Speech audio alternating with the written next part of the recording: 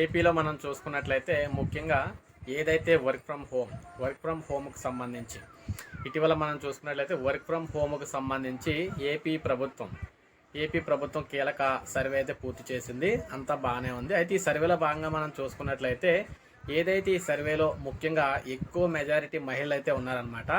ఈ మహిళలందరికీ కూడా ముఖ్యంగా వర్క్ ఫ్రమ్ హోమ్ సర్వేలో దాదాపు 70% మహిళలు ఉన్నట్టుగా తేలింది.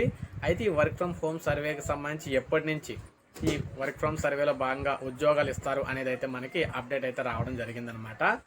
సో ఇక్కడ మీరు గమనించవచ్చు. ప్రజెంట్ మనం చూసుకున్నట్లయితే ఈ వర్క్ ఫ్రమ్ హోమ్ సర్వేలో భాగంగా ఆంధ్రప్రదేశ్లో దాదాపు 70% అర్హత ఉన్న మహిళలందరికీ కూడా ఆంధ్రప్రదేశ్ ప్రభుత్వం వారి గ్రామాల్లోనే వర్కులు అయితే ఇచ్చే విధంగా ప్లాన్ అయితే చేస్తుంది. అయితే ఇందులో గమనించాల్సిన విషయం ఏంటంటే దాదాపు ఒక 5% వరకు కూడా ఎవరైతే ఇంజనీరింగ్ చేసిన వాళ్ళు అయితే ఉన్నట్టుగా తెలుస్తుందన్నమాట. ఈ 5% ఉన్న ఇంజనీరింగ్ వారికి ఖచ్చితంగా మనకి ఏదైతే సాఫ్ట్వేర్ ఇంజనీర్లు చేస్తూ ఉంటారో అటువంటి వర్క్లు అయితే ఇవ్వబోతూ ఉన్నారనమాట. ఈ వర్కులకు మాత్రం సాలరీ అయితే హై లెవెల్లో అయితే ఉండబోతోంది. ఇక మిగిలిన ఎవరైతే ఉన్నారో చాలామందికి అయితే అర్హత తక్కువ వారు అయితే ఉన్నారు, అంటే క్వాలిఫికేషన్ తక్కువ మంది అయితే ఉన్నారు.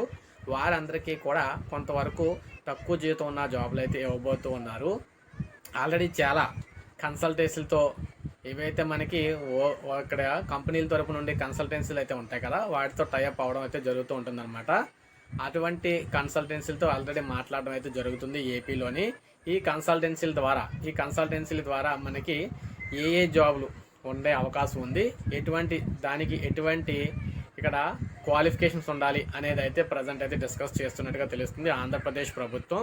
ఇక్కడ గమనించాల్సిన విషయం ఏంటంటే ప్రతి ఒక్కరూ కూడా ఏదైతే ఈ ఐటీ వర్కులు ఉన్నాయో ఇవన్నీ కూడా ఎక్కువగా డిప్లొమా, అదేవిధంగా మనకి ఎంసీఏ, దాంతోపాటు ఇంజనీరింగ్, సిఎస్సి ఇలా చేసిన వారికి అయితే అవకాశాలు అయితే ఎక్కువగా ఉంటాయని చెప్తున్నారు.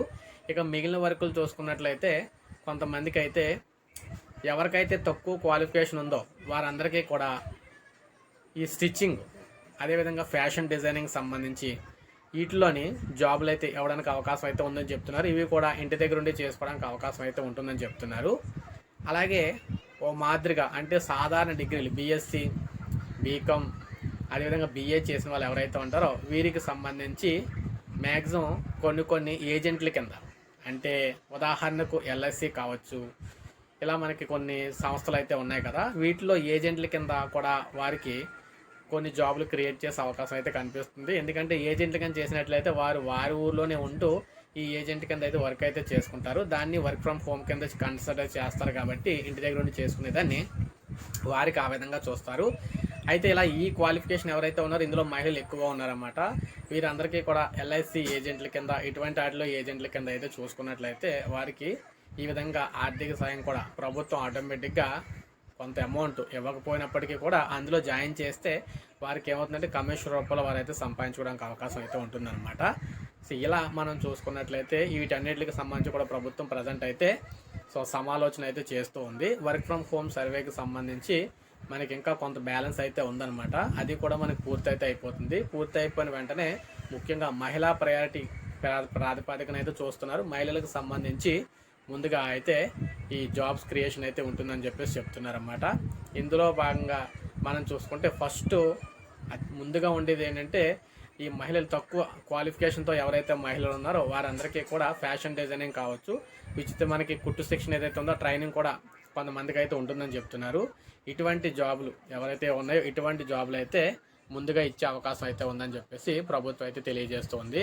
ఇక ఎవరైతే ఆన్లైన్లో వర్క్ అయితే ఐటీ వర్క్లు ఇవన్నీ చేద్దాం అనుకుంటారో వారికైతే కొంత సమయం పట్టే అవకాశాలు అయితే ఉన్నాయని చెప్తున్నారన్నమాట. ఏది ఏమైనా మనకి జూన్ నెల నుంచి మ్యాక్సిమం అందరికీ కూడా ఈ వర్క్లు పని అయితే అప్పగించే బాధ్యతలు ప్రభుత్వం అయితే తీసుకోవడానికి సిద్ధంగా ఉందని చెప్పేసి ప్రభుత్వం అయితే తెలియజేస్తూ ఉందన్నమాట. సో ఈ నేపథ్యంలో మనకి అందువల్ల మనం చూసుకున్నట్లయితే ఎవరైతే ఈ వర్క్ ఫ్రమ్ హోమ్ సర్వేకి సంబంధించి ఆసక్తిగా ఉన్నారో వారందరూ కూడా మనకి జూన్ నెల కల్లా సిద్ధంగా అయితే ఉంటే సరిపోతుంది. ఈ లోపల వారికి సంబంధించి ఏమన్నా పని ఉంటే వారు చేసుకోవచ్చు. జూన్ నెల నుంచి మాత్రం వీటికి సంబంధించి జాబులు అయితే ఇవ్వడం అయితే జరుగుతుందని చెప్పేసి చెప్తూ ఉన్నారనమాట. సో ఖచ్చితంగా వర్క్ ఫ్రమ్ హోమ్కి సర్వే సంబంధించి ఎవరైతే రెడీ అవుతున్నారో వారందరూ కూడా జూన్ నెల వరకు ఆగాల్సిందే. తర్వాత దీనికి సంబంధించి ఇవ్వడం అయితే జరుగుతుంది. ఒక పక్కన ఇంకా కొంత సర్వే అయితే పెండింగ్లో అయితే ఉందన్నమాట.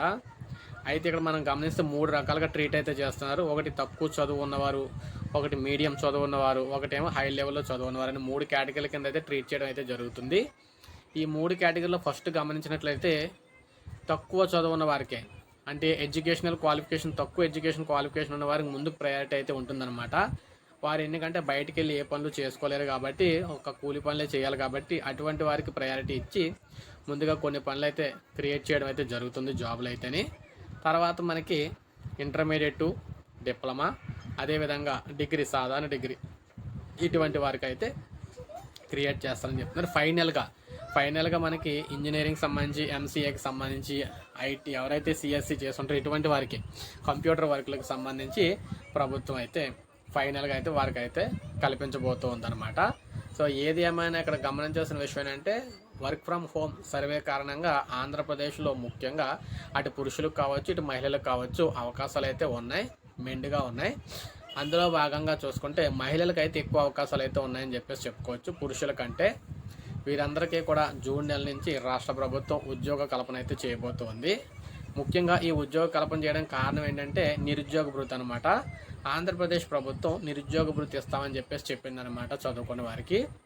ఇప్పుడు ఆ పథకాన్ని ఇంప్లిమెంట్ చేయాలన్నా దాని బదులు ఇలాగా సర్వే చేసి ఏదో ఒక జాబ్ ఇప్పించినట్లయితే వారైతే నిరుద్యోగులుగా ఉండరు కాబట్టి వారికి నిరుద్యోగ భృతి ఇచ్చి పని ఉండదు కాబట్టి రాష్ట్ర ప్రభుత్వం ఈ విధంగా ప్లాన్ అయితే చేయడం అయితే జరిగింది. అందువల్ల ఈ విధంగా ప్రతి ఒక్కరికి కూడా సర్వే పూర్తయిన తర్వాత వారి క్వాలిఫికేషన్ తగ్గట్టు ఉద్యోగాలు అయితే ఇవ్వబోతూ ఉన్నారు. అందువల్ల ఏంటంటే ప్రజెంట్ ఇప్పటి వరకు ఉన్న తాజా సమాచారం మన ఛానల్ ద్వారా మీకు అందించడం అయితే జరిగింది.